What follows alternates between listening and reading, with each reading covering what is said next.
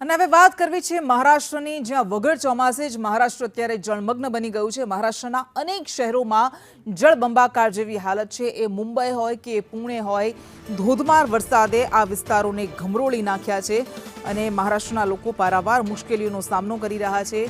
મહારાષ્ટ્રના અનેક વિસ્તારોમાં, ખાસ કરીને પુણેમાં ધોધમાર વરસાદથી જાણે કે રસ્તા પર નદીઓ વહેતી હોય એવા દ્રશ્યોનું નિર્માણ થયું। મુંબઈ સતારા હાઈવે પર મેઘરાજાનું રૌદ્ર સ્વરૂપ ધારણ દેખાયું અને હાઈવે પર નદીઓ વહેતી હોય તેવી સ્થિતિ સર્જાઈ, જેમાં અનેક વાહનો આ પાણીમાં પ્રવાહમાં ગરકાવ થઈ ગયા। એટલું બધું પાણી કે ટ્રેક્ટર અડધું ડૂબી જાય।